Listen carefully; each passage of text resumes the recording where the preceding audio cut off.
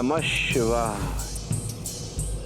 अगले दिवस माता ने इतना स्थान भी रिक्त नहीं छोड़ा कि एक नेवला भी उसमें से निकल सके।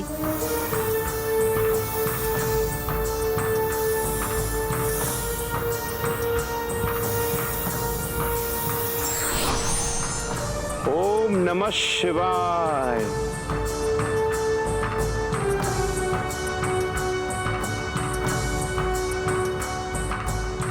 अंततः एक दिन माता ने निर्णय लिया कि वो प्रभु महादेव के अत्यंत निकट बैठेंगी, जिससे ऋषि भृंगी को उन दोनों के मध्य से निकलने का कोई स्थान प्राप्त ना हो।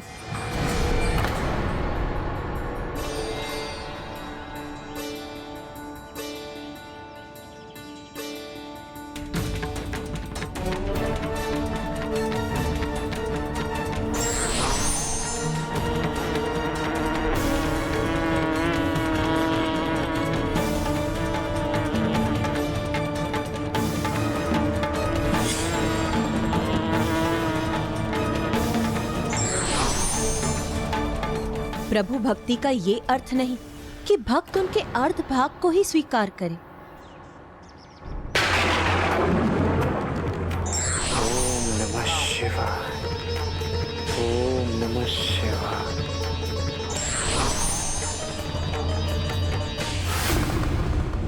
आपके क्रोध का कारण मुझे ज्ञात है प्रिय। कभी कभी भक्त अपने आराध्य की भक्ति में इतने लीन हो जाते हैं कि वो अन्य किसी को स्वीकार ही नहीं कर पाते। वो आपके प्रति निष्ठावान है। ऋषि भृंगी आपके बड़े भक्त हैं। मैं इसीलिए क्रोधित नहीं हूँ स्वामी। मेरे दुख का कारण है कि आपके भक्त होने पर भी वो आपकी अर्धांगिनी का तिरस्कार क्यों कर रहे हैं स्वामी? क्योंकि यदि आप पिता हैं तो मैं माता हूँ, आप शिव हैं तो मैं आपकी शक्ति हूँ। फिर आपके भक्त का ये कैसा हठ है? प्रिय, ऋषि भृंगी सत्य को भूल रहे हैं कि आपके बिना मैं अपूर्ण हूं, इसलिए वो मेरे अर्ध रूप की ही भक्ति कर रहे हैं। किंतु अब समय आ गया है कि इस भक्त को ज्ञात हो जाए कि मेरे प्रति उसकी भक्ति अधूरी ही है। प्रिय, जग को सीख देने के लिए हमें एक ऐसा मार्ग अपनाना होगा जहां हम दो न होकर एक हों। ऐसा तालमेल का उदाहरण प्रस्तुत करें जिससे उच्च स्तर के जीवन के लिए समझौता करना सीख सके। पिताश्री और माँ दोनों एक समझौते के अनुसार कार्य करने के लिए तैयार थे। कैसा समझौता गणेश? ऐसा समझौता जिसके अनुसार वो दोनों ऋषि भृंगी के साथ साथ संपूर्ण जगत को एक अत्यंत महत्वपूर्ण सीख देने वाले थे।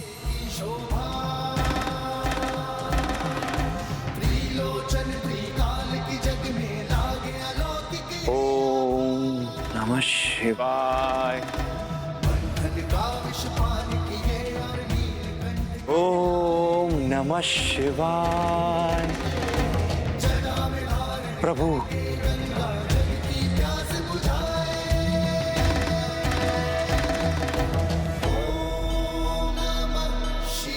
ओम नमः शिवाय।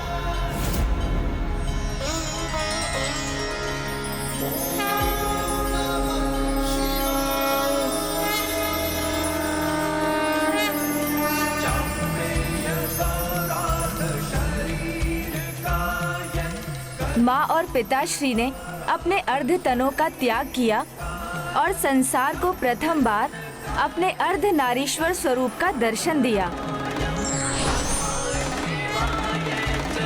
ओम नमः शिवाय।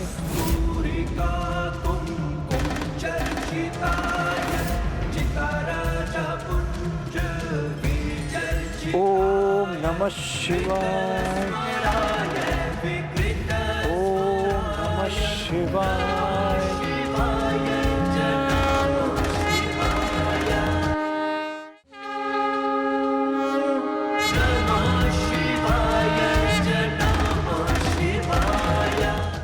कितना अपूर्व दिव्य दृश्य रहा होगा ना गणेश।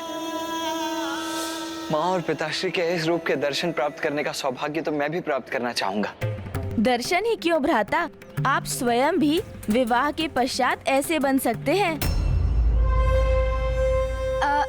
मेरा अर्थ है, यदि आप जीवन साझा करें तो किसी के साथ रहना वो तो अच्छा होता है ना। हम भले ही कितने ही सामर्थ्यवान क्यों ना हो, किंतु कभी कभी किसी और का हमारे जीवन में होना हमें और भी आगे जाने के लिए उत्साहित करता है, हमें निखार कर हमारे श्रेष्ठतम स्वरूप को बाहर लाता है।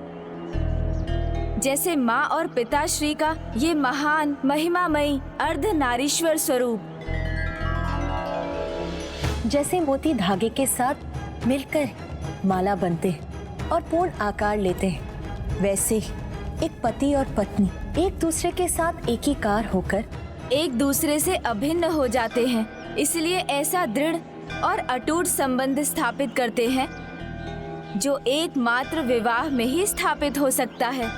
फिर तो श्री अर्धनारीश्वर के रूप के दर्शन पाकर ऋषि भृंगी भी समझ गए होंगे कि पति पत्नी एक दूसरे से विलग होकर भी एक दूसरे के भाग होते। नहीं भ्राता, ऋषि भृंगी तो अभी भी ये समझने में असमर्थ थे, क्योंकि उनका अर्थ ज्ञान और उनका हट अभी भी उन पर हावी था। प्रभु और माता के दिव्य अर्धनारीश्वर स्वरूप के दर्शन पाकर भी ऋषि भृंगी ने माता को देखकर भी अनदेखा ही किया और मात्र पिताश्री की प्रदक्षिणा करने के लिए एक मूषक का रूप धारण कर वो उन दोनों के मध्य कुतर कर मार्ग बनाने वाले थे। शिवाय।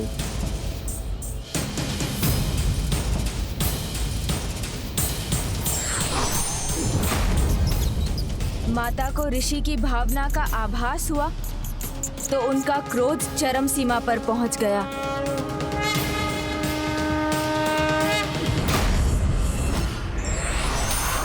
रुकिए।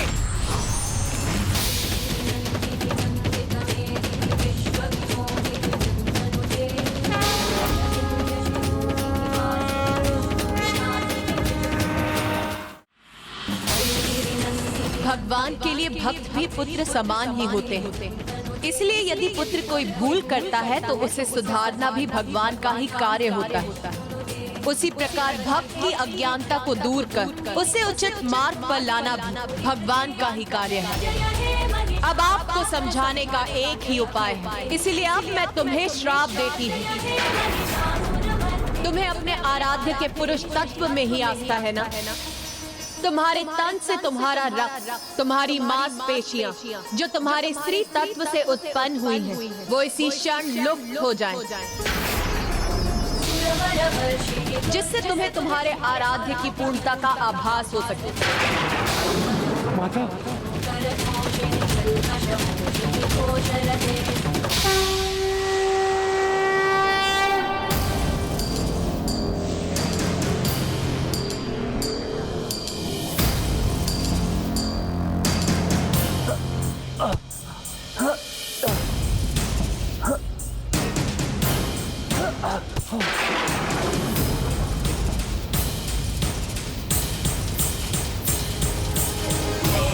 सर्वभूतेषु शक्तिरूपेण समस्तु नमस्तस्यै नमस्तस्यै नमस्तस्यै नमो नमः।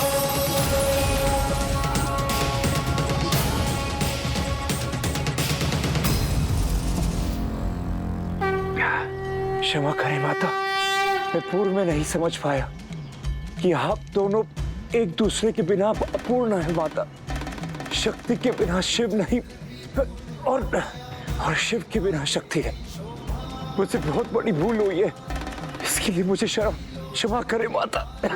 हम ही नहीं, इस सृष्टि के सभी के भीतर पुरुष और स्त्री तत्व दोनों एक दूसरे के पूरक हैं।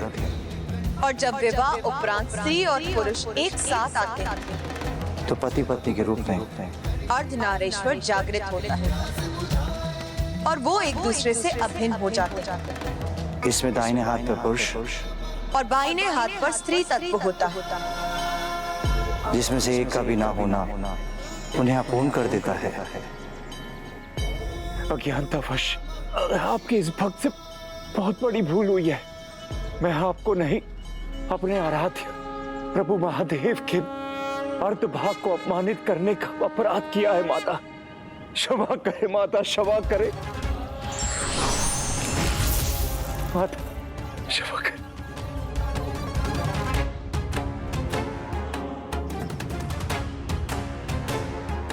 तुमने ये सत्य समझने में बहुत विलंब कर दिया, इसीलिए अब मैं चाहकर अपने श्राप को नहीं लौटा सकता, अपने श्राप को नहीं लौटा सकता।